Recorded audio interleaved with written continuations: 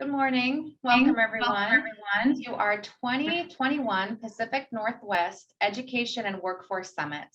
The goal of the event is to ensure that local youth and those seeking career transition know about educational and career pathways that have relatively low barriers and high earning potential. Our chamber has always been committed to education and workforce development, and we're thrilled that you made the time to be with us here today. This copyrighted webinar is presented by the Seattle Southside Chamber of Commerce and may not be reproduced or retransmitted in any form without the express written consent of the chamber. We will begin with our welcome from Tukwila Mayor Alan Eckberg, followed by speaker presentations offering career pathway profiles and audience Q&A at the end, hopefully if we have time. The summit will end at 1 o'clock sharp, and then we will all move over to the South King County Job and Career Fair. If you haven't done so already, please go to bit.ly/SKC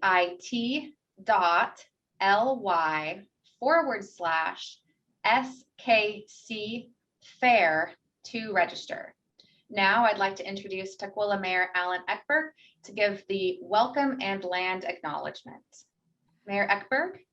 Why, thank you, Andrea. It's a pleasure to be here today. So nice to see so many wonderful faces here in this virtual environment.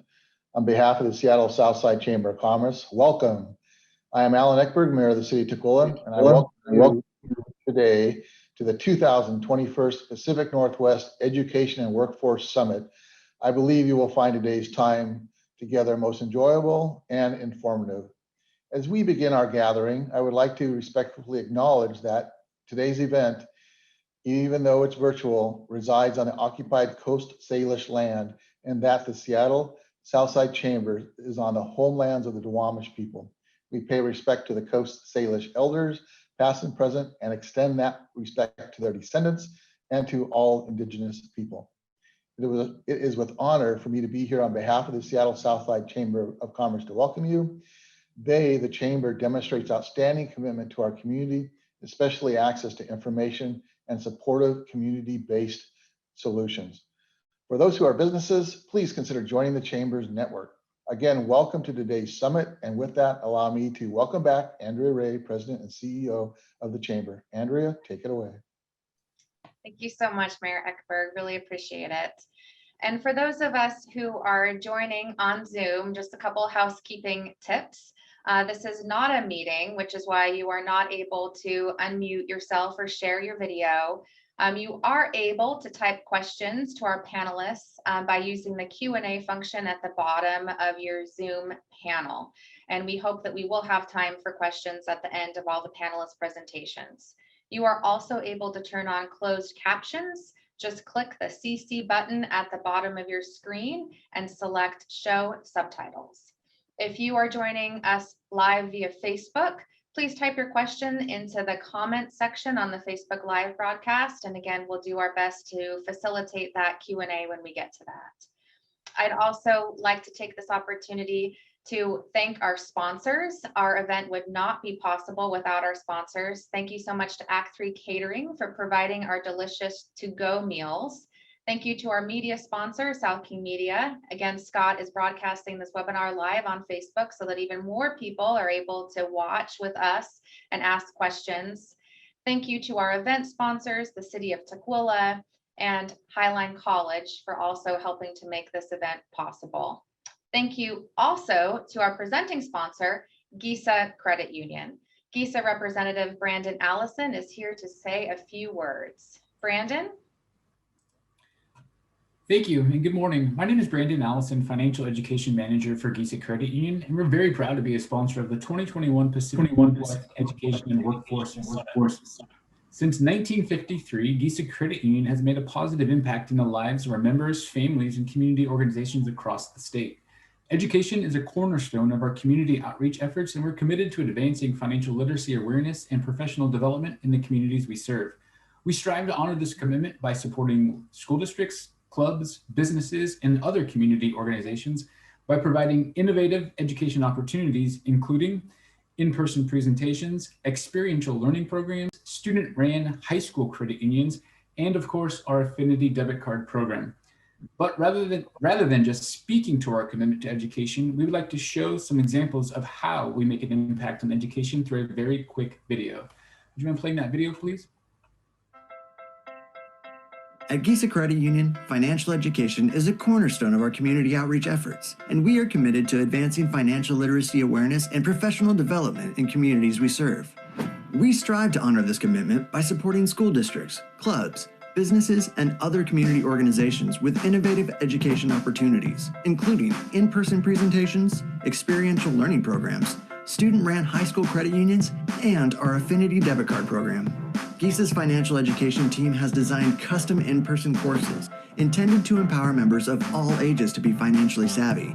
These free education courses are tailored to fit the needs of your organization. Our experiential learning programs offer a unique learning experience as they mirror real-life situations, whether it's providing students a glimpse of adulthood, empowering adults to achieve the retirement of their dreams, or assisting community members in gaining a better understanding of poverty. These sessions truly leave lasting impacts on participants. We are proud to say this commitment to education reached a new milestone last year, as Giesa facilitated over 200 individual education sessions and reached over 12,000 participants. To take education to new heights, we also proudly offer a national award-winning student-ran high school credit union program. Currently located in multiple schools across Washington State, these student-ran campus branches provide real-life financial industry experience to high school students, while enabling the student body to learn how to manage their money in a realistic credit union atmosphere. Designed to complement the school's curriculum, this innovative program provides valuable career readiness skills to student tellers through paid internships and sets all students up for financial success as they enter adulthood. Giesa Credit Union also offers our members a unique way to support education and positively impact school districts. It's called the Affinity Debit Card Program, and here's how it works. Members can select an exclusively designed debit card for their high school of choice at no charge. This card is linked to their checking account and can be used for daily purchases, just like any other debit card. Seems like a great way to show school pride, right? Well, here's the best part. Each time these cards are swiped, they're actually earning unlimited funds for the school district represented on the card. With the help of our members, today this program has provided over $500,000 to support students across Washington State. Interested in partnering with Giesa to make an even bigger impact on education? Contact Giesa today to bring any of these programs to your school district or organization. Right. If you are interested in bringing any of these education programs to your organization or community, feel free to reach out to me directly using the contact information provided, and I'll also place that in the chat for additional reference. Thank you again for your time, and we hope you have a great experience at the 2021 Pacific Northwest Education and Workforce Summit. Andrea, back to you. Perfect. Thank you so much, Brandon. Really appreciate it. And now it is time for us to start our career pathway profile presentations. And we're so fortunate to welcome Seattle Goodwill first up. And with Seattle Goodwill, we are welcomed Dante, who serves as the Youth Program Specialist for Youth Maritime Program, in which he wears many hats as instructor and case manager. Jarday is on the Youth Program South King County team as one of Goodwill Youth Program Specialists in the WIOA funded program, Youth at Work. And Rodney, after his career in the US Navy and 25 years at Boeing, he enjoys giving back to the youth that he serves at Seattle Goodwill's Youth Aerospace Program. We are so grateful that you all three made the time to be here today to talk to us about Seattle Goodwill. Over to you. Thank you, Andrea. Again, my name is Dante, and I represent the Youth Maritime Program. And it's a combination of youth programming that we have at Seattle Goodwill that includes the aerospace program and also Youth at Work. In our maritime and youth programming, we, as you can see, we have a number of different benefits, but in terms of work readiness and preparing students, we obviously focus on soft skills, making sure students are punctual, holding them accountable, making sure they have great communication skills and teamwork. Another thing we kind of hang our hat on is cultivating leaders within the structure of our programming, which is with the combination of the curriculum that we provide and also the workshops that we do. We want to cultivate leaders for the workspace and also in the community. We'll go on to the next slide, and I'll pass to my colleague, Rodney. All right, thank you, Dante. And also, yeah, like I said, this is a 2-year program. So Dante touched on the summer part. I will touch on the school year part. During the school year, we do it every other weekend. So it's go from 5 days a week to two days a month in the school year. And there we focus on college navigation. Basically, getting the kids off to school is a big priority. Helping with financial aid, host of college tours, graduation, which is a big one. And then always the end of the year trip, we can't have all work and no play. Basically, paid summer internships. We do a lot of case management and academic advising, which is so important to what we do. And then it's up to 4-year quarters at aerospace and advanced manufacturing classes that we also contract through RTC after the tour of what they're doing with us.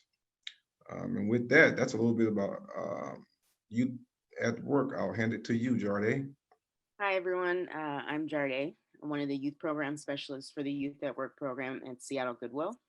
Our program is year-round and includes a lot of incredible benefits, such as helping folks get their GEDs or their high school diplomas, participation in career work readiness. We also focus on soft skills. We prioritize helping folks get job ready and helping them search for employment through case management assistance and career navigation.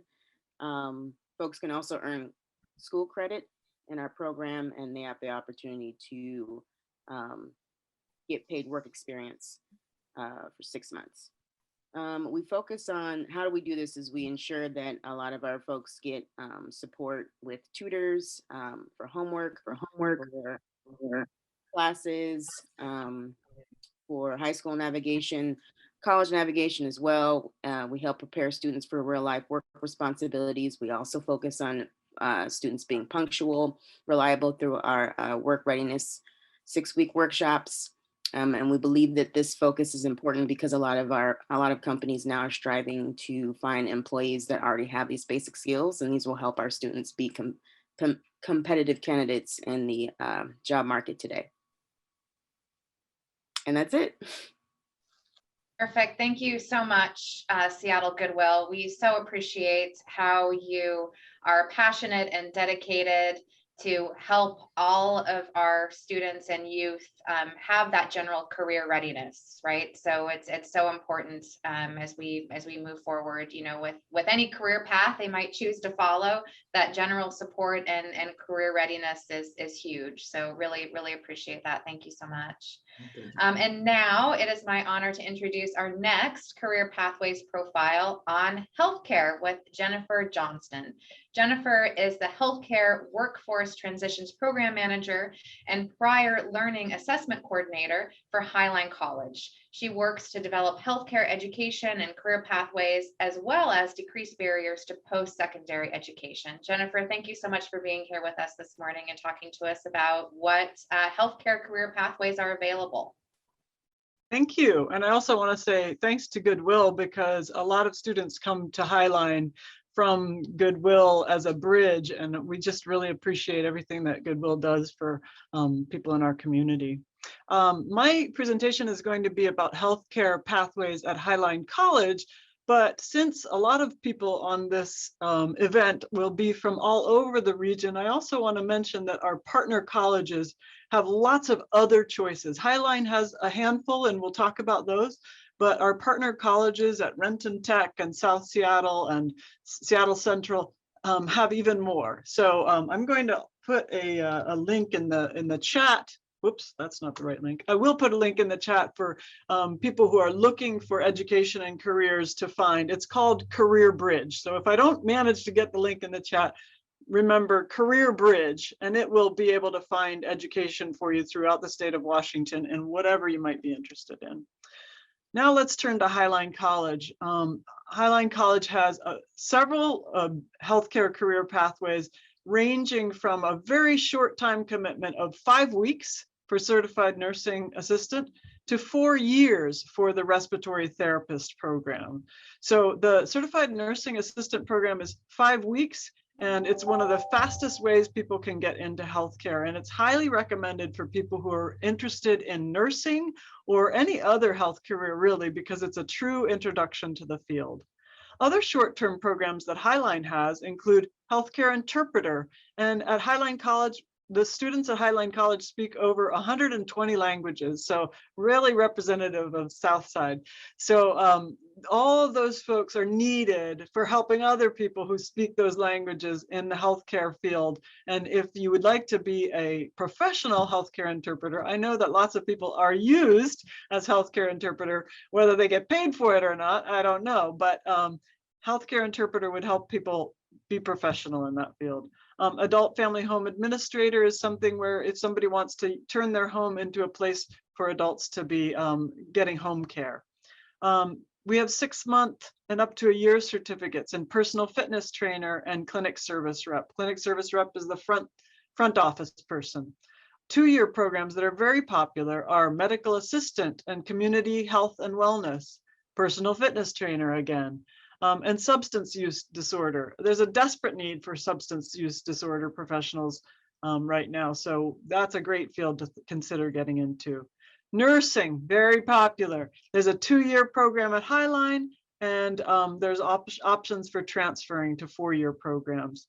At Highline College, a person can do respiratory care, a 4-year bachelor's degree, all at Highline College. And of course, there are lots of other healthcare careers, and lots of students start at Highline with 2 years of a degree that they'll then go on to transfer to a university. Lots of people do pre-nursing or biology or chemistry, so they can go on to do medicine or dentistry or pharmacy at another university. And there are lots of advisors and helpers at Highline College that would be more than willing to help students understand these pathways. And there's funding options and people to help sign up for those funding options and that kind of thing. So next slide. This website, findyourpath.highline.edu, will help you see what the choices are at Highline College. But also, as I mentioned before, Career Bridge is a great option for looking for any of the community and technical colleges and universities and private schools in the state of Washington for whatever career you might be interested in. Thank you very much. Perfect. Thank you so much, Jennifer, for highlighting those important career pathways that are available now within the healthcare industry. Really appreciate that. And again, now it's my honor to introduce our next career pathways profile on global trade and logistics with Sam Kaplan. Sam is the director of the Center of Excellence for Global Trade and Supply Chain Management, maintains data on the industry, including how many jobs and where they're located and the average wage. He organizes a Follow the Supply Chain Study Abroad program and has worked with colleges around the state on global trade and logistics curriculum. We often say that South King County, we are the makers and the movers for the state of Washington. And Sam, we are so excited to learn more about how we can make and move in the Washington state. So appreciate you being here to share your insight with us. Thanks very much. It's great to be here, and thanks Southside Chamber. I appreciate all the work you do. So there are many worthy careers in this world, from scientist to basketball player to ballet dancer to ski instructor. But I'm going to talk to you about jobs where you can give the people what they want and make good money doing it. And you don't have to be a PhD, 6'8", able to twinkle your toes or have good balance on the slopes. There's training and education readily available to go into the pathway for this career. Next slide, please. So supply chains like this year's Oscar-nominated movies are mostly often ignored by the public, but the pandemic suddenly put the supply chain and global trade front and center for a variety of reasons. And early in the pandemic, I was at a store and I found myself in the ice cream aisle where the shelves were completely empty, as you can see in this photo on the left. And there was a married couple nearby looking at these empty ice cream shelves. And the husband said, "This is worse than the toilet paper shortage." And I agreed. But a week later, I was back at that store and again, shelves were again filled with ice cream. Despite stresses and challenges, supply chains have mostly held up during the last year, and that's thanks to the great workers in the industry. Next slide, please. The supply chain enables just about everything in our lives. Without them, we'd have no clothes. We'd be sitting here naked in our apartments and houses. Well, scratch that, because actually without supply chains, we wouldn't have apartments and houses. We certainly wouldn't have computers where we could be conversing with each other like we are today over Zoom. We wouldn't be able to do anything without supply chains. You wouldn't have an Xbox to play with, a phone to watch your TikTok videos on, and yes, you would not have ice cream. The supply chain, of course, is only as good as the people working in it. It's important and rewarding work. Next slide. So Washington State is a center of supply chain and global trade jobs. There are about 170,000 such jobs in the industry sector. That is more than in aerospace, even though Boeing Commercial Airplanes is headquartered here. And it's almost as many as in information technology and IT, even though you have Amazon, Microsoft, and thousands of other companies headquartered here and located here, including Google, Facebook, and Twitter, which all have major presences here. Of course, many people working in supply chain work are working for the company. Next slide. The sector can be divided into first big segment I'll talk about is transportation, distribution, and logistics. And the subsectors within that segment are marine cargo shipping. We're home to the 4th largest port complex in the United States. Transloading and intermodal is another sector, and that's about getting stuff off the ships or planes and onto trucks and trains, or vice versa. Air cargo, we have lots of air cargo airplanes here, but also when you're flying somewhere, your luggage is underneath the plane in the belly of the plane, but so also is a bunch of air cargo. So that's a big part of our work here. The second big segment is supply chain management. That's people buying stuff, making sales, doing imports and exports. And then the third big segment is supply chain services. That's people providing loans, buying stuff, making sales, doing imports and exports. Making loans, providing letters of credit, making sure customs and trade rules are obeyed, and doing market research. For some of these jobs, you'll need a 4-year degree. For some, a 2-year training. Others, you might just need a certificate or a combination of a degree and a certificate. For example, there's a purchasing manager certificate that you can get either Shoreline College or at Highline College that allow you to become a purchasing manager at a company. Next slide, please. The supply chain and global trade ecosystem in Washington State, it's complicated. All the pieces matter. Two of our largest companies, Boeing and Amazon, well, they're an airplane company and an e-commerce cloud computing company. They're also a big part of what they do is supply chain work. It's the supply chain for a Boeing airplane is incredibly complicated, incredibly large. 2 of our 3 biggest exports from Washington State, agriculture and aerospace, are hugely dependent on supply chains. And imports play a big role in our state's economy too, and imports are part of the supply chain. Next slide. So there are nearly 100,000 what we call all-in global trade and supply chain jobs. That is jobs at companies whose primary work is doing supply chain work. So there's places like Linden Logistics or Expeditors. They're actually doing, the product of their company is doing supply chain work. So this $100,000 figure does not include supply chain jobs at companies whose main work is doing something other than supply chain. I'll talk about them more in a moment. So again, this 100,000 all-in jobs, that's again more than we have in the aerospace sector. And you can see in this graph, a majority of these jobs are in intermodal and transloading, but lots of jobs, and increasingly so, are in freight forwarding, marine and air cargo, warehousing, and as couriers. So you can work at a company that focuses mainly on supply chain work itself. Next slide, please.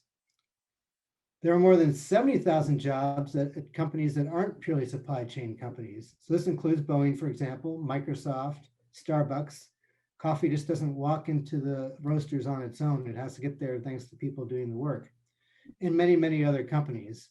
So you have people who are dealing with Xboxes, coffee cups, playing cards, and other products doing supply chain work for those companies. You can do supply chain or global trade at companies whose product is not doing supply chain work, but they need people to do supply chains for their supply chain and global trade work for their company. Next slide. It's no surprise that King and Pierce counties are the location with the largest number of these jobs, followed by Snohomish and Spokane County. But these jobs are found everywhere in the state. So whether you want to live by the water, in the mountains, farmlands, or elsewhere, you can find a job in this industry in Washington State. Next slide, please. And global trade and supply chain jobs pay good wages. And perhaps even more important, you don't have to be a software engineer or have a PhD to get these jobs. These are good family wage jobs, and they're attainable by going to community college, a four-year school, or in some cases getting technical training. This is the average wage for a variety of different types of jobs in the industry sector. Next slide, please. Here's an example of some of the types of jobs in the non-all-in jobs. Again, work at companies that are not primarily doing supply chain work, but have supply chain as part of what they do. So Boeing, Microsoft, Wizards of the Coast, and other such places. Nearly every company has someone doing supply chain work of one sort or another. You might be buying stuff for the company, or managing production planning, or making sure the company is in compliance with various rules and regulations, or making sure parts get from point A to point B, or any number of other interesting and crucial jobs. Next slide, please. So the good news is there's lots of community colleges and colleges that can train you for these jobs. Here's a list of colleges who offer such training. As you can see, they're all over the state. North Seattle Community College, for example, offers a Bachelor in Applied Science and International Business. Lake Washington Institute of Technology offers a Bachelor of Applied Science in Transportation and Logistics Management. But all of these colleges you see here offer some sort of training one way or another for the supply chain and global trade industry. Next slide. So if we were doing this summit in person, we'd probably be just down the street from Highline College. So I'm going to specifically call out their Bachelor in Applied Science in Global Trade and Logistics. Highline College since 2014 has offered this applied bachelor's degree in global trade and logistics. And one of the unique things about this program is that the upper division supply chain management courses are taught through Central Washington University, meaning that when our students graduate at Highline, they both get a Bachelor's of Applied Science in Global Trade and Logistics from Highline, but they're also getting a certificate in supply chain management from Central Washington University. The applied bachelor's program was designed to be fully accommodated for people so they can do it online if need be, but also in person if they prefer. And the program has a lot of industry support and connections to national and regional companies. So not only are you getting your degree, but you're getting an opportunity to interact with employers, which of course is good for your future career. Final slide, please. So I'm hoping that you see that there are great careers in an industry that gives the people what they want and it pays well. Happy to provide more information or talk to you about what you want to do. And you can see my email here on this slide. Send me an email, glad to get together and talk more about it. And again, thanks Southside Chamber for the opportunity to talk about this career and look forward to working with everybody as we go forward. Perfect. Thank you so much, Sam. Really appreciate that. I think as you highlighted in your presentation, the pandemic has really shown us just how important these jobs and careers are. And whether it's distributing the vaccine or getting our ice cream and our toilet paper, these jobs are in high demand and a great option when looking at high earning potential and increased demand. So thank you. It is now my honor to introduce our next career pathways profile on information technology with Megan Malcolm. Megan is a regional business development manager with Generation USA and cultivates and stewards a portfolio of corporate partners seeking to engage with and hire from their richly diverse talent pool, ultimately working to ensure every generation graduate has equitable access to internships, apprenticeships, and employment opportunities that pay a living wage. Megan, over to you. Yeah, thanks for having me here today. We've got a pretty impressive panel and I'm delighted to be in such good company and for the time to share a little bit about the information technology sector and hopefully encourage some of you all today to pursue further education in this field or a career here, either with my company or someone else. If you'll go to my slide here. Just for quick introductions though, about why I'm here and speaking to you all today. I work for an organization called Generation USA. We are a workforce development nonprofit whose mission is really to transform education into a workforce development system. And we do this by working with folks like yourself to provide free 10 to 12-week training programs and boot camps that are technology focused and are really designed to build a career that's going to pay a livable wage and lead to those increased opportunities in the future for you. But, what we're really advocating for here is that education is for everyone. And so that the ultimate goal for any certification, college, training program is a job on the other side, and a job that's actually going to be able to support your life. So our focus here at Generation is to ensure that there's equitable access to technology training programs and thus access to technology jobs. And that begs the question, why are we focusing our training programs around technology and the IT sector? And there is a very simple answer broken into these 6 different parts. The first is job growth. There are a lot of jobs in this field, and it's an industry with aggressive job growth every single year.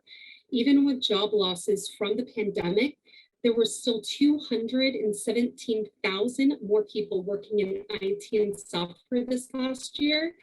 And that's taking into consideration that there's 12% job growth over the last 2 years in this field, which by any standard is huge. And to put that into a little bit of perspective here, it was online this morning, and as of 8 a.m., there were over 1,400 entry-level IT jobs just here in Seattle posted on LinkedIn. And there were over 28,000 entry-level IT jobs posted across the United States. That is a huge number, and it's only getting bigger every year. Now, the second piece is income. Jobs in IT tend to pay very, very competitively. The average salary for a junior IT worker here in Seattle is $75,000. Now, salary is going to vary pretty dramatically based on your job role, the level and years of experience, location in education, but there's a ton of opportunity for career growth and advancement in this field, which all translate to salary growth. And that's usually seen in partnership with a pretty attractive benefits package.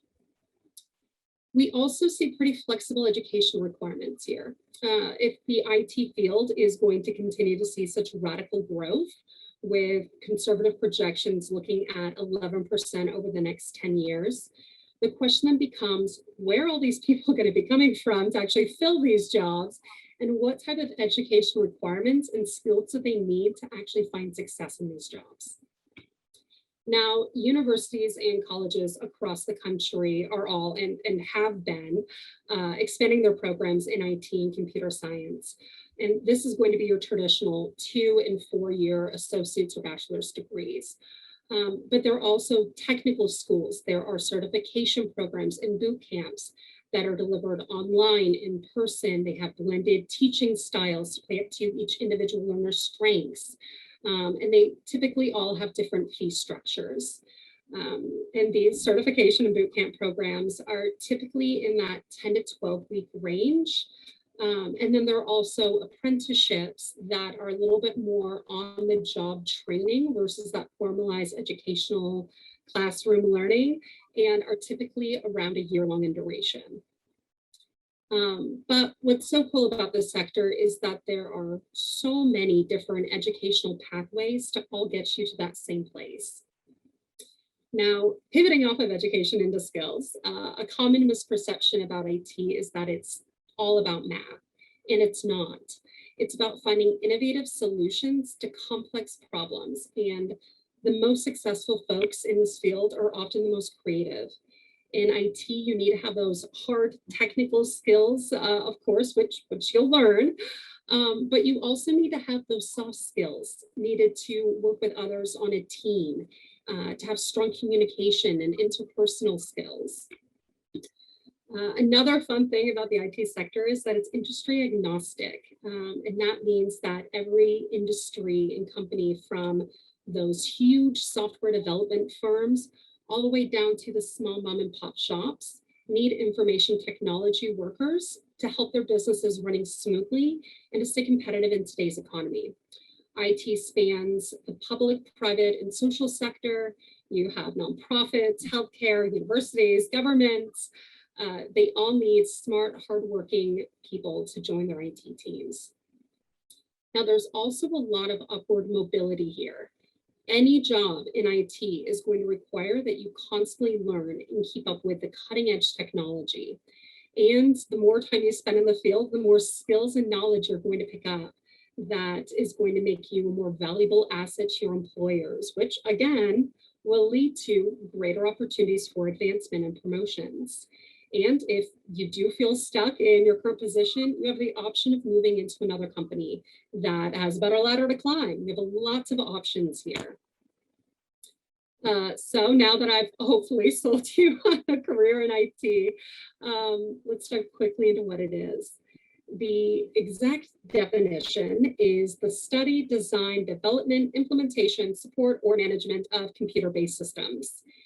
Yikes, what does that mean? The purpose of information technology is to help people or businesses carry out the work and accomplish tasks while maximizing productivity and efficiency in solving business problems through the application of technology. So folks who work in IT, just kind of in a nutshell, these are the people who keep an office running smoothly so that a business can get the job done. But what kind of careers are there in IT? Well, the IT and technology field at large is huge and constantly evolving, meaning that the sector is constantly innovating to find new jobs and career titles. And as this technology evolves, some jobs that previously only existed in small numbers might start hiring in mass. And if you want to grow your career in 10 different directions, you can. But some of the highest growth career paths in this field right now are web and mobile application developers. You have help desk technicians, you have cybersecurity specialists and software engineers, computer programmers, software analysts, network architects, and so many more. The global information technology market is over a $5 trillion industry with that revenue cycle annually. It's huge and it's constantly growing. Here in Seattle, that IT and technology industry is a $103 billion sector, which accounts for 20% of Washington's economy. So there are very well-paying jobs available for everyone here on this call today with local companies here in Seattle who are actively hiring. So when you start thinking about careers in IT, I want you to think about what your objectives are.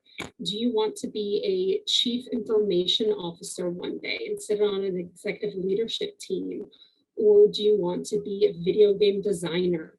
What type of education and skills are you going to need to get there? Are there apprenticeships available in that area? Do you want or need to go to college to actually get a degree to do what you want to do? And always think about what makes you excited. What are you excited about doing every day? And what type of career is actually going to make you feel happy and fulfilled? And if you want to jump on a call to learn more about your future in IT, please call or email us over here at Generation, and we're happy to talk through what a career in IT looks like for you individually, and perhaps if Generation is the best career pathway for you for our training programs. I will drop a link to our website in the chat here, and then kind of as a follow-up, I think everyone on this call is going to be sending out an email to y'all, so we'll share a little bit more information about Generation there too. But with that, I'll yield my floor over to the next colleague here who on the panel, who I believe is going to be talking to you all about space. Perfect. Yeah, thanks, Megan. I appreciate that so much. Definitely a career profile that also uses IT, right? Absolutely. And yes, I appreciate you saying that. For all of you who have registered to attend this webinar and you might be frantically trying to copy things out of the chat, just know that we will send a follow-up email that will include this information and the recording as well. So you can rest easy knowing that we will send you the follow-up as well. So I appreciate you reiterating that, Megan. Thank you so much. And now it's my honor to introduce our next career pathways profile on tech, manufacturing, engineering, and new space with Camilo Tobasia. Camilo is the founder and CEO of Space United. As a former youth professional soccer player, former engineer at SpaceX, and current engineer at Blue Origin, Camilo's unique life experiences inspired him to create an organization that unites soccer and academics to promote meaningful change in society. We're so excited to be enlightened and inspired today by you. So take it away. Thank you so much for that introduction, and thank you to all the panelists and the viewers. I appreciate it. So yes, my name is Camilo, and I'm the founder of Space United, which is an organization uniting space and sports, essentially to inspire the next generation of leadership. And why soccer? Because soccer played a big role in my career, in my upbringing and education. And so tools that I learned through sports really carried over through my career in college. Tools and resources really helped me apply to the career that I'm doing now as a manufacturing engineer at Blue Origin. So yeah, next slide. So who are we? My name is Camilo. I'm an aerospace engineer by background. My brother is Sebastian Tobasia, who is also part of founder of Space United. We have two teams in Seattle and one in Los Angeles. And we're both engineers. I'm an aerospace engineer, manufacturing engineer at Blue Origin, and my brother works in the aerospace industry as well for Northrop Grumman. We've both been in the space industry for close to 8 years now, and the last 2 years we've also focused on Space United to bring both of those words collide in one. Next slide. So a little bit of background about myself. I'm from Colombia. I was born in Colombia. And I like to include this slide because I think it's important to showcase also the diversity that we're seeking to find in this career opportunities, because diversity will be very much needed in the next, aerospace and space revolution as we get to open up the frontier of space, get back to the moon, go to Mars. So I'd like to showcase always this slide because it brings it a little bit more grounded in terms of how we are seeking all kinds of backgrounds and diversity and ideas. Because they are very much needed in space. Colombia is a very small country, but it also has its difficulties, but it's also a very happy country as well. So it's sort of like a mixture of a lot of cultures, music, soccer, sports, and we're bringing some of that joyful and ideas into what Space United is about. So we immigrated to the United States. We both went to Texas A&M and got our engineering careers and started working in the aerospace industry, particularly for the space industry. We thought that this was such an exciting opportunity to be a part of something bigger than us, where we are working together to pave the road for space exploration. And one of the important key aspects of this new space age is how we are trying to make our vehicles reusable, both at SpaceX and Blue Origin, and making efforts so that we can bring the cost of space down. So we are seeking a lot of talent who are thinking outside the box on how we can make this missions possible, bringing the cost of space down so that it's easily accessible to everyone. We get to work on a lot of very interesting technology. You see on the left the Falcon 9, which landed and is now showcased in Los Angeles. And then on the right, you see Blue Origin, which is the New Shepard rocket, and it's launching its missions. And I would like to highlight that some of those missions also include postcards to space, which we are working with Space United to bring these activities to the youth and educators as well, so that we can send messages to space and back, and provide that access to space that we're all seeking. Also, you see my brother, they're doing a lot of technology with augmented reality, which is the big part of manufacturing. And you can think of it in the ways of video gaming, but we're trying to take this technology and bring it to manufacturing to facilitate to operators and technicians on how to create and build rockets faster and more efficient and with better quality. We also get to touch on very important projects that are happening right now. So on the image, you see astronauts Doug and Bob, who recently went to the International Space Station. And on the bottom, you see me inside the capsule that was working for that specific vehicle. I worked on the structure side and the propulsion modules that took both of these astronauts to space. So I like to show this image because it sort of brings it home in terms of the projects that you get to be involved with, and what impact you're making in those projects at a national level, and really at a world level, sending astronauts to space. This one is also a very interesting slide because being in the space industry, you also get to do very cool stuff. In this case, the filming of Iron Man. So if you enjoy that sort of adventures, this might be the industry for you to get to explore. Really cool things that are happening in the industry, and maybe one of these days you'll be on the set on one of the Marvel movies. Or at the same time, you can send some Teslas to space. I'm sure if you haven't heard about Blue Origin or SpaceX, maybe you have heard about Teslas, and you can send some cars that are right now orbiting the orbit of Mars and beyond. And just to showcase a little bit of why for Space United, we decided to unite the force of space and soccer, is because growing up, sports really played a big role in how we were viewing our upbringing in terms of education, and also focusing, acquiring those tools that bring you accountability, and also being part of a team. Next, I think there's another picture. And then now we were uniting this one to bring together our coworkers who also had similar experiences in terms of how sports also helped develop their path towards a career in space and engineering. We get to talk to very influential members of our community, some of which have been very influential. For example, in this case, in the soccer careers of the United States soccer teams, with Bob Bradley on the right there, and all of these, we have seen an incredible opportunity to showcase our engineering experience to this community, and then we can bring the soccer community as well to the space community, which it provides a platform for both of us to learn from one another.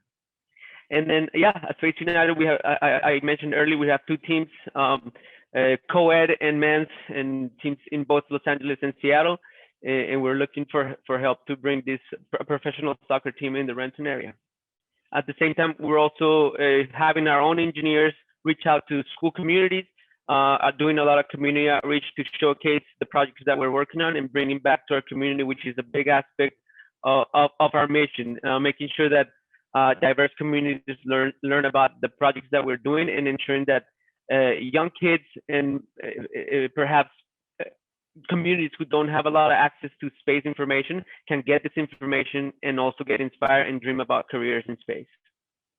And that's the reason why we're inspiring with Space and Soccer. We've already connected with over 5,000 students all over the world. And we are in the process of establishing a professional club. We're going to be bringing a tournament here in the summer in the King County area. So if you're interested to help us out in this endeavor, then by all means reach out. And at the same time, we have many careers in the space industry that are going to be requiring a lot of bright minds and also diverse minds. So please reach out. And lastly, I just want to leave it that Space and Soccer bring the world together. In my perspective, it has helped us learn from each other, embrace our backgrounds and our differences. Surround yourself with mentors and good friends that help you move forward. Thinking about what makes you happy. That's why I included these things in my presentation, so that you can see the actual projects that we're working on and making a difference. And if these sort of projects provide inspiration or it would make you happy, then I think it's a good idea to dedicate yourself to those sort of projects that would highlight those things within your own careers. Be proud of your past and embrace your future. And thank you for having me. I think the next slide will have some contact information if you're interested to learn more about it. By all means, please check it out, and then let me know if you're interested in helping us, especially for this summer that we're bringing a tournament to King County. I think the last few slides will also leave you with one last surprise with connection with a Club for the Future, which is Blue Origin's nonprofit. We're sending postcards to space. And anybody can participate in this program. We've sent thousands of postcards from students from all over the world where they get to imagine the future of sports in space. So if you have an idea on what sort of sports are going to be played in space in the future, come up with your idea, come up with your name, put it up on a postcard, which we have templates on our website, and send it to us. Then we'll make sure to make it, send it to space and give it back to you. And I believe that's the last slide, right? Perfect. Thank you very Great. much. Thank you so much. We so appreciate you sharing with us how we can reach for the stars and inspiring us with space and sports. So thank you so much. It is now my honor to introduce our next career pathways profile on apprenticeships and trades with Megan Clark. Megan is the Strategic Partnership Specialist with ANU. She works to create pathways and connections for ANU students and other apprentices entering the construction trades, ultimately leading to fabulous family wage careers. Megan, over to you. We're excited to learn more. Good afternoon. Thank you so much for having us. So as she said, I'm Megan Clark. I am the Strategic Partnership and Development Director for ANU. We also help manage the PACE program. Our training centers are located in Kent. Our main office is in Renton. We are a nonprofit. We are a free training program for those looking to get into the construction industry. So our training is 12 weeks long. We run 8 classes a year. We focus on 4 of them for women only. Since that is such an underserved population in the construction industry. And then the other 4 classes are co-ed. And during those 12 weeks, they're receiving professional development, resumes, barrier removal. So that might be driver's license, housing. It could be GED or high school diplomas. So we're offering that support. And then they're also receiving shop time. So they're learning how to use power tools, how to read a tape measure, how to use a hammer properly, chop saws, things like that. So each class has a project during the 12 weeks. And then they also are receiving mock interviews. So they're receiving experience on how to interview in front of a panel. We invite industry professionals. So a lot of our contractors, our unions, apprenticeship coordinators, will be part of that. And it just helps them get ready for the actual interview process. So a lot of times when they enter the union trades, they'll have to interview in front of 10 to 12 individuals at one time. It happens pretty fast. It's usually between 2 and 5 minutes. And so we want to make sure that they're actually prepared for those questions, what kind of answers, what questions to ask on their side of things. And they just have that confidence. And so the biggest advantage of pre-apprenticeship is to just lay the groundwork. It's to help you prepare, learn the trades. So we're a trades rotation program. So we're covering electricians, carpenters, cement masons, iron workers, brick masons, heat and frost, iron workers, laborers. We want to make sure that our students that come into our training program are exposed to all the different trades out there, so they choose the right career for themselves. We want to make sure that they physically can do the job and be successful at it, and be happy doing what they sign up to do.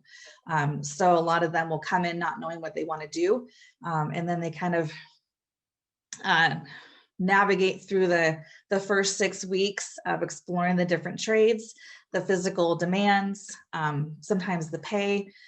We try not to focus too much on pay because we feel like if you tend to go towards a higher wage trade, odds are you're probably not going to be very happy. And so it's really important for our partners to come in, especially with COVID. We used to be able to go on job sites and do tours and go to the different training centers of the different apprenticeships. And so now we've actually brought them into the training center. We are doing in-person trainings. So having guests come and actually present on the different crafts, the application process, the timelines. That's a really important conversation to have. It takes a good 3 to 6 months to become an electrician. You could be an iron worker next week just due to the high demand right now. Some other crafts take a little bit longer. And so operating engineers, for instance, take a good year to get in. So we want to make sure they're prepared for that. What is plan B? What is a holdover job? How do we get those? And so part of that training program that we have is once they leave our training, they are still a client of ours for the next 2 years, sometimes longer. Retention is a huge aspect. So we want to, obviously navigate them into the trade they want to go into, but we want to follow up. We want to check in with them 30, 60, 90, 120 days.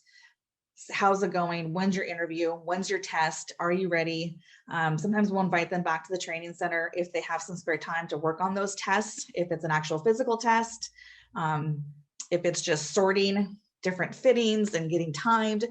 things like that. So the follow-up part after they leave is really important. Let me see. We also offer support services after they leave. So entering the trades is really expensive. If they want to become a carpenter, they'll have a tool check. It's about $550 for your tools. So we actually have a lot of different funding sources that will help pay for tools, boots, union dues, initiation fees. Electricians have to buy books every year, and they're about $900 to do your 4 classes throughout the year. So we're able to pay for those books. So even though they get into these great wage careers, it may take a year or two for them to be able financially independent. They may have not been working for a couple of years. They may have large families. They may have whatever situations they have to deal with. So we offer those support services for first and second year apprentices. And then we also offer our training for non-union. A lot of students sometimes will come in and not want to go into the union trades. So we want to make sure if they're going open shop that they are vetting themselves. They're making sure that it's a safe work environment. There's wage progression. Are they getting training on the job? They are apprentices. They don't know anything. So who's training you? We just want to make sure they're going into the right craft and actually getting the proper training, and it's a safe work environment. So yeah, that's again, it's our training program is free. The requirements to get in is to attend an info session. Those are now offered online via Zoom every Tuesdays and Thursdays from 1 to 2. That's the first step. After you complete the info session, the application's filled out. You go on our applicant pool list, and we start contacting you for tryouts as the next cohort date starts. We usually take about 25 or 30 for each class. So we usually have about 50 for tryouts. And tryouts are just basically a good baseline for us to see how you are mentally, physically, attitude-wise. It's different stations. They are timed. There's not a pass or fail, but we want to see how you show up. We want to make sure you want to be there and that you're serious about it. And we do drug test in, we drug test out, since that is an industry standard, and that includes marijuana. So yeah, right now we're in the third week of our current cohort. So we're in our third cohort, 3 weeks in. We have 26 individuals. It's a co-ed class. Our next female class is May 24th, I believe. And then we'll have another co-ed class near the end of summer. So we usually have about a week gap in between each class. But our goal every year is to graduate about 180 individuals into the trades. There is going to be a huge construction trades apprentice and journey worker shortage here soon. A lot of individuals, the white tsunami is what they call it, are starting to retire. So over the next 7 years, they're anticipating about 175,000 workers are going to be needed. And we've never slowed down. We were working from home. We were doing training as a hybrid, and then we actually went back into in-person last summer. Construction never slowed down. They have COVID protocols. It is a very safe work environment. Every job site is monitored and regulated by L&I. So is our training center. And we're fortunate to have a very large training center, so we can have everybody very spaced out. They'll have their own workstations. And so, yeah, that's pre-apprenticeship. I'll share our website in the chat. I'll put my info in the chat. And we also offer career navigation. So if you have a little bit of trades experience where you just need to get to work, we're happy to offer that as well. So if someone can't take 12 weeks to do our training, it is Monday, Tuesday, Wednesdays, or Wednesday, Thursday, Friday. So it is part-time to allow a work schedule or family life balance. But if they just need that navigation of how to apply to the laborers or how to apply to cement masons, or, how to maybe get into whatever craft it might be, we're happy to, help with that process. There's also this wonderful resource from City of Seattle. It is the Apprenticeship Guidebook. I'll put that in the chat as well. It just basically has all the different pre-apprenticeship classes that are out there. We are not the only one. There are 4 others, and then all the different union apprenticeship websites and how to apply and requirements. It's usually 18 and older, driver's license, GED, or high school diploma. There's one trade that requires a car with car insurance, but there's 3 trades that do not require driver's licenses. So there are options. We just want to make sure it's the right option for you. I think there were some questions in the chat. Yeah, and we will get to those at the Okay. end. So yeah, I appreciate it, Megan. Thank you so much for sharing with us the building and construction trades and apprenticeship programs. I think it's so important to highlight that these are earn while you learn programs, and a great avenue to help build generational wealth within our community. So yes, Thank we you. will get to some of those questions at the end, and some good comments as well. So appreciate you. And yeah, please continue to go ahead and type your questions into the chat, and we'll get to those in a few minutes, or you can type them into the Q&A function. Both work. So again, thank you so much, Megan. And now, and in addition to the building and construction trades as part of port-related jobs and industries, we have several other aviation, we have green jobs, and we have maritime. And we're so fortunate to have EJ Bravo here from Port Jobs. He is the Career Development Supervisor and assists with Airport University, in addition to helping clients with resumes, job interview preparation, and career planning, to talk to us a little bit more about Port Jobs. So EJ, over to you. All right, so I am here to present on career pathways at Seatac Airport. As Andrea mentioned, I am EJ Bravo. I am the Career Development Supervisor at Airport Jobs, and we are a nonprofit employment center operating out of Seatac Airport. So how many people and how much cargo flew through Seatac Airport in 2019? And the reason I use 2019 is because 2020 obviously was a down year due to the pandemic. It was heavily affected many industries. And Preston, can you click once?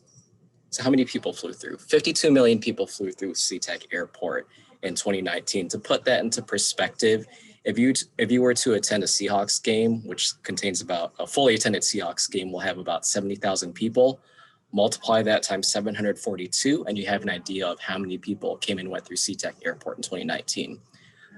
In addition, 453,000 metric tons of cargo came and went through Seatac in 2019. I know that Sam touched upon that a few presentations ago.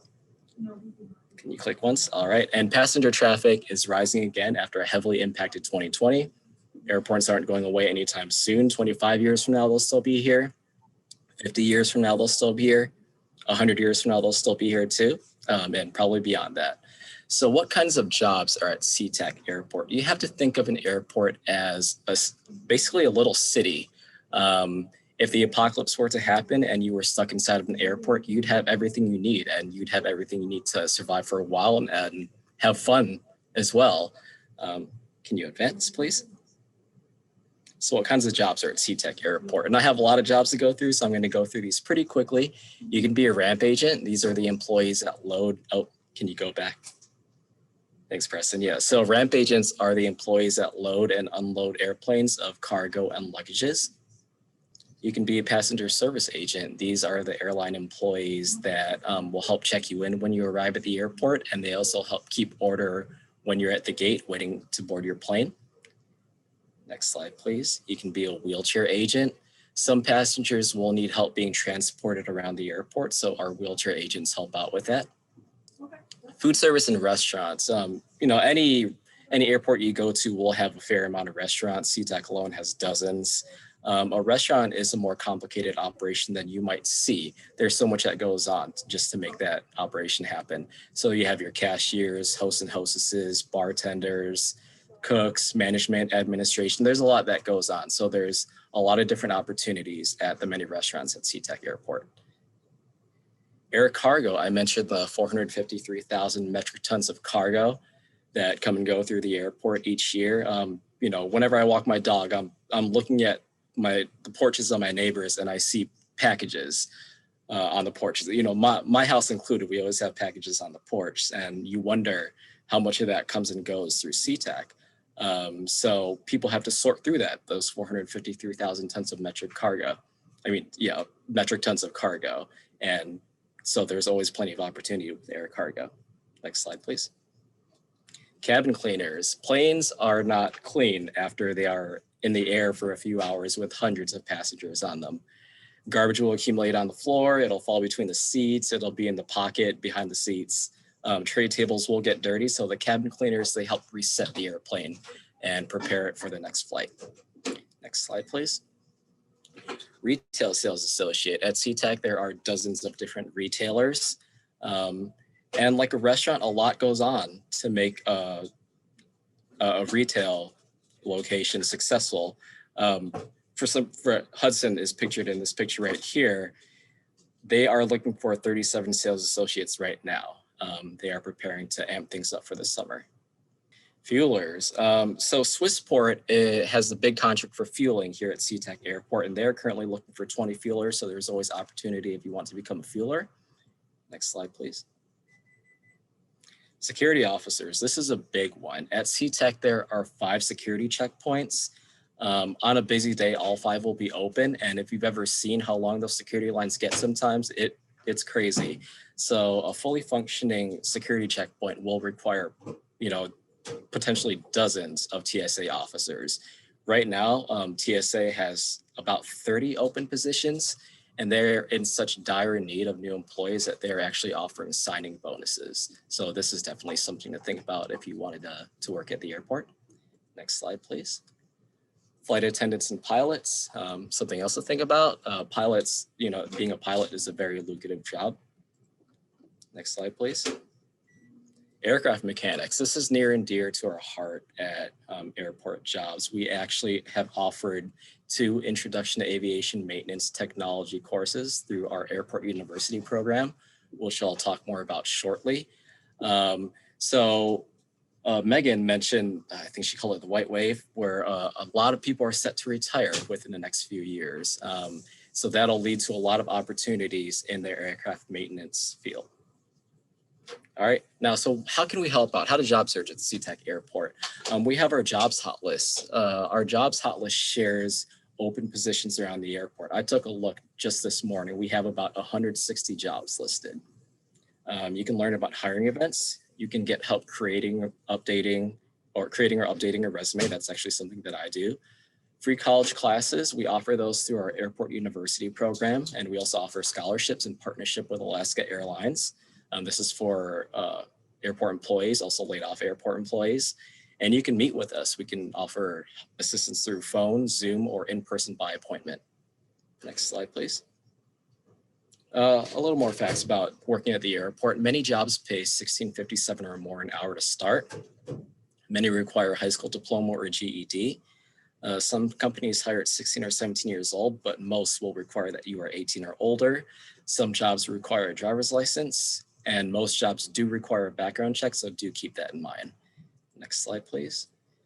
Here's our website right here. You can find it at www.portjobs.org, where you can find our hot list, employer hiring events, education and scholarship opportunities, and resources and other events. Next slide, please. So if you have any questions, feel free to reach out. As I mentioned, there's our website, portjobs.org. You can email me, bravo.e@portseattle.org. And you can also give us a call at 206-787-7501. And that's all I have. Thank you. Perfect. It's a lot, EJ. Yeah. So appreciate all the work that Port Jobs does to, keep our economy going, and especially the work at Seatac Airport. So thank you. Next, the industry sector we're going to highlight are green jobs. And so to talk to us more about green jobs are Savannah Smith and Ebony Wellborn with Sea Potential. Savannah is committed to positive reframing, growth, and community. She co-founded Sea Potential because she is passionate about empowering BIPOC youth while helping them develop heart-based connections with marine environments. Ebony has years of experience in environmental education and co-founded Sea Potential to realign her passions of working with youth and marine ecosystems and further her commitment to understand human and non-human perspectives. Welcome so much. Turning it over to you, Ebony and Savannah. Thank you so much. Good morning, everyone. As was stated already, I'm Savannah Smith. And I'm Ebony Wellborn, and we are the co-founders of Sea Potential, here to talk to you today about green jobs. So basically, are you interested in landscapes? Are you interested in animals or even community health? then there's a green job for you. Not only is that, it's a growing industry. And how we define green jobs is that it is a space where service activities contribute to substantially preserving or restoring environmental quality. And a part of that is jobs that help protect ecosystems and maintain or increase biodiversity, and that's where we see ourselves at. And some other jobs in the green job sector are restorationists, trail workers, urban farmers, hydrologists, environmental engineers, environmental artists, really any job you can kind of imagine. If you put that environmental spin on it, becomes a green job. And so for myself personally, I found myself in green jobs because I early on had an interest in animals and the environment. When I was growing up, we had pets ranging from hermit crabs to peacocks, and that really just fostered my initial curiosity. And it later grew to be a marine biology focused. Having a teacher tell me that I should become a marine biologist someday, it stuck with me, and I ended up going to college to pursue that dream. And it was really in college, though, that I noticed the disconnect there was for BIPOC communities and environmental spaces, whether that was political, academic, professional, or just these community-based conversations and decisions. And so I knew I wanted to do something to bridge that gap, but wasn't quite sure at the time. I found myself doing environmental restoration after college to learn more about ecosystem function in general, and was working for a company called EarthCore, where I actually met Ebony, and we started this idea for our niche type of green job organization. And somewhat similar to Savannah, but I grew up in South Carolina, and me and my brother used to play in the creek by our house, catching frogs and dragonflies in the same cage. Actually didn't go well, but that's where I inspired like my initial appreciation for marine ecosystems. And the same as I was going through my high school career, my college career, and even the job opportunities I went to after graduating, there still wasn't people that looked like me. And as I was pursuing this space, there still wasn't programs that had my perspective, my experiences at the forefront and allowed me to develop that further. And so we decided to create Sea Potential. And Sea Potential, we are focusing on cultivating a full cycle of BIPOC representation in maritime. And we are doing that through two main tracks. Our first track is working really closely with youth, like you see them pictured in the slide. But to help them create this heart-based connection with marine environments, we're making sure to acknowledge the individual and generational trauma that BIPOC could be harboring, creating subconscious or conscious negative biases towards these environments, and also making sure to incorporate cultural resiliency and just positive experiences outdoor in general to change that experience for them. And then our second track is working with maritime industry businesses on their workplace culture, so that they are more inclusive and can promote representation over assimilation long-term, helping them retain BIPOC and feed back into that representation style or cycle, sorry, that goes on to inspire and encourage youth to pursue these fields as well. And so we see our job as a green job because it is bringing more people in the community into these conversations in environmental spaces. And as we know from nature, diverse ecosystems produce better, and the same applies for our human communities and businesses, bringing in that diversity of perspective and really uplifting diversity of voices helps lead to more innovation and sustainability in the long run. And so we just encourage you to think about how you can link your passions and focus it with an equitable and sustainable lens to make it a green job. And you can either find it in the already existing sector or you can create your own. But if you want to know more about our programs that you can participate in and help explore what that looks like for you, or just more about the green job sector in general, feel free to reach out to us. But besides that, thanks for having us. Thank you. Perfect. Thank you so much, Savannah and Ebony. Again, really, really appreciate you sharing with us your journey to green jobs and your heart that you have for the industry. So thank you so much. We look forward to continuing to work with you. It is now my honor to introduce our last career pathways profile specialist who will talk to us about maritime jobs. And it is my honor to introduce Visna Hoy. Visna is the director of the Youth Maritime Collaborative. Her career has been built upon maximizing collaborative strategies and reciprocal stakeholder partnerships to uplift and empower underrepresented youth in areas of education and workforce development. She is a member of the King County Public Safety Advisory Committee and has served as commissioner for the City of Seattle Office of Immigrant and Refugee Affairs. Visna, we're so happy that you're here to talk to us today. Thank you so much for being here. Introduction. Last but not least is what I'd like to say.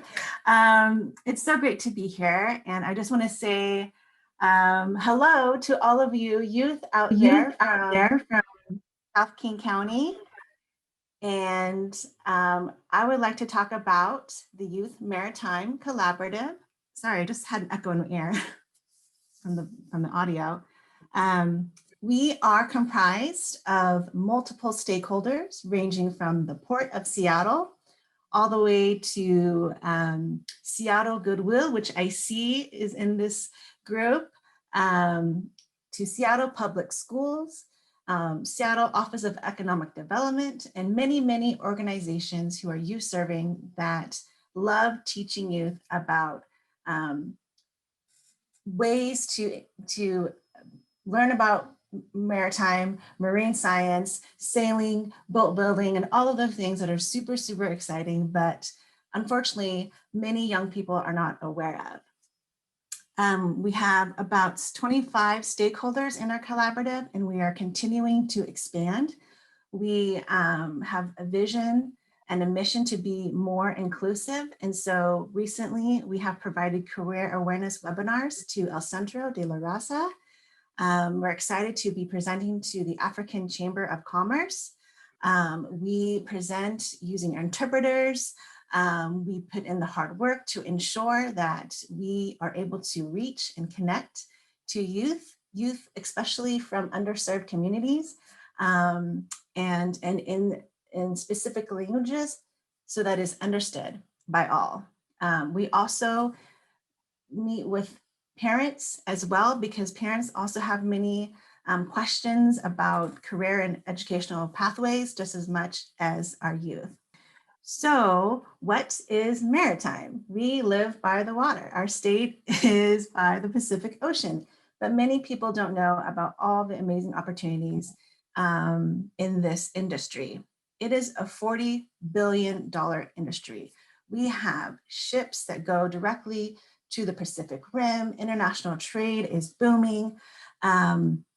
We are very well known. The Port of Seattle, we have the Seaport Alliance. We are a leader in international commerce, and yet, and I always bring this back to the communities that are not aware of these opportunities. The average salary in the maritime sector is 20% higher than the average salary in Washington State. So if you're thinking about getting to this industry, it is a very good idea. As you all know, and people have been mentioning this earlier in presentations, we are also facing a silver tsunami. That means that there is going to be this huge gap in the workforce because many people are at retiring age. Therefore, we need more workers, we need more diverse workers, and we need more workers who are trained and skilled to take on these new roles. Last but not least, the jobs. Fun fact, not all jobs in maritime are on the water. You can go into maritime, you can pursue a career in this industry and not be on the water at all. If you want to, that's awesome. You can travel the world, you can work on a vessel, there's a pathway for you. But if you don't want to work 6 months in the middle of the ocean, if you like to write, if you like to read, you can be an underwriter for an insurance company, for shipping companies. You can be a lawyer for a maritime law firm. You can work in HR. You can do many things. Traditional jobs are working as a deckhand. You can start as a welder and go through an apprenticeship program, but it varies. Not all jobs are water-based. If you like food and you like to cook, you can be a chef on a ship and make lots of money. There are so many diverse and various opportunities. And our role as the director of the Youth Maritime Collaborative and our team, our goal is to reach out to you and to share with you that there are so many things available for you. And we know that when you don't see people that look like you, if you have an assumption, which frankly in this industry is quite true, it is a white male-dominated industry, but it is also a welcoming industry. It is an industry that is focused on equity and accessibility and change. And that is why we hope that you will give us a chance, learn about all the jobs, and learn about the ways in which you can get the support and resources to pursue an amazing career. Next slide, please.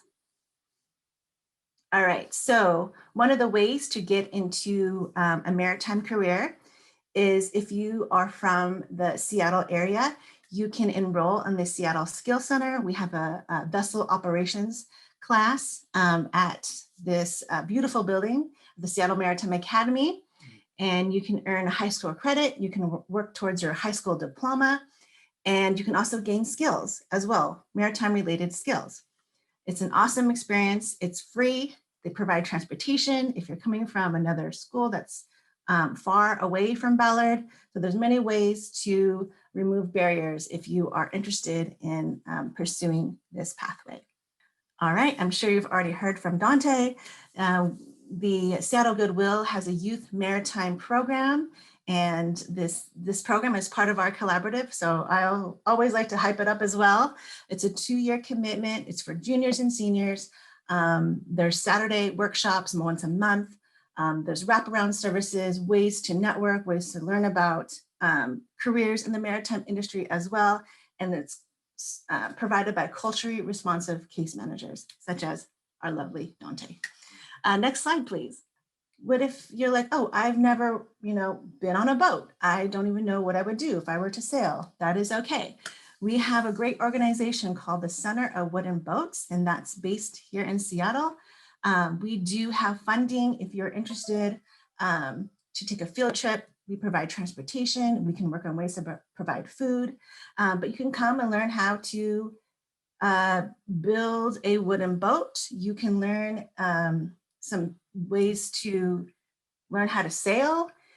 This is for the starter, like a starter kit. If you have no exposure whatsoever, please come to the Center for Wooden Boats. They provide great programs for all ages, and most of them are free. So this is a great start to just get a taste of what it's like. All right, so now I want to go into our amazing internship programs that we have, which we're offering this summer. The first internship program is called the Youth Maritime Accelerator Project. It is an 8-week long program. And if you are between the ages of 18 to 24, and you're from South King County, you are eligible to apply for this program. The application process is really easy. We just have a couple of questions, and we just want to know your interests, because some of the interests that you have can be transferable and can be used towards building your career in maritime. We offer a $2,000 stipend. Yes, that's $2,000 for this 8-week duration. And you will get a training in the morning, and then you will join your internship with your maritime employer in the afternoon. So in the morning, from Monday through Thursday, you'll participate in a training, which is going to be led and facilitated by previous interns from last summer, who are also BIPOC youth, who are emerging leaders, and who are part of my team, and who have provided amazing career awareness webinars and workshops with me. So they are really awesome. They're very similar to Sea Potential, and shout out to Sea Potential, heart-based connections here. Okay. If you're interested, please apply. I will drop the application in the chat. You will be learning about Adobe, Microsoft Word, G Suite. We are going to prepare you to be successful with your maritime employer, and we will match you to a maritime employer based on your interests. This is all virtual. So in the morning, you'll have your training, and in the afternoon, you either work on a project, do research, meet with your employer. It's going to be a lot of independent study.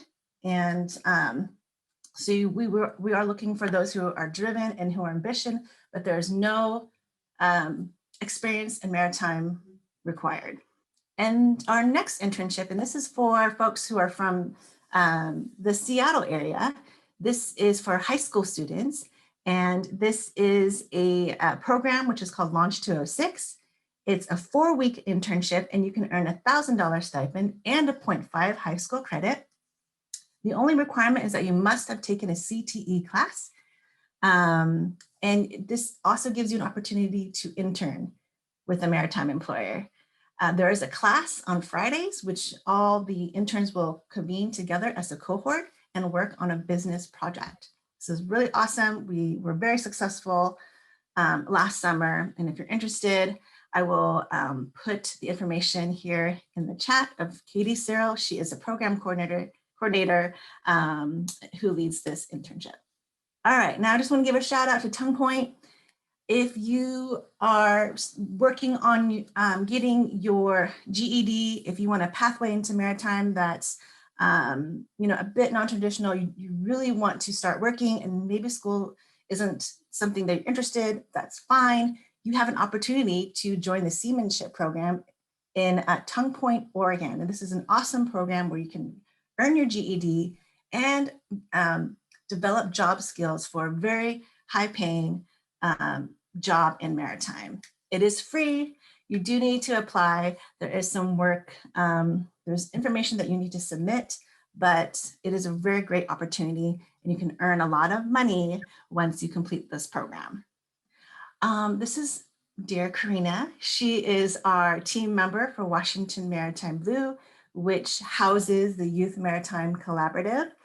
And she is our communications and events coordinator. She is a recent Cal Maritime grad. She will be here this afternoon for our career fair. She is doing a lot of outreach this morning with maritime employers, but I wanted to give her a shout out because this is equity in action. She is from Tacoma, Washington, and she is a first-gen student. She is leading the way and just embracing the fact that she is first time and everything for her family. And so we're so proud of her. And that concludes my presentation. Yeah, thank you so much for having me. Perfect. Thank you so much. Unfortunately, we do not have time to get to the Q&A today. We had so much great information from our career pathway subject matter experts that we won't be able to get to it. But again, what we will do is get all of that information to our attendees from our panelists to you, and lots of really great conversation today. So again, please stay connected to the chamber as we are doing everything we can to connect our community to the family wage jobs that are available here and help lift up our community. Thank you again to all of our speakers and our sponsors, GISA Credit Union, City of Tukwila, Highline College, and South King Media. Of course, thank you to all of our attendees for making time to be here today, connecting and convening on the issues impacting our community, and working in collaboration to solution find is central to our work here at the Chamber, and we appreciate your engagement and support. And now it is time, because the virtual career and job fair is open now, for you all to join us at the job and career fair. So that's the link to join. Thank you so much to WorkSource and South Seattle College and all of you for being here. Go out and find your passion and find a great job. Thank you all so much. Take care.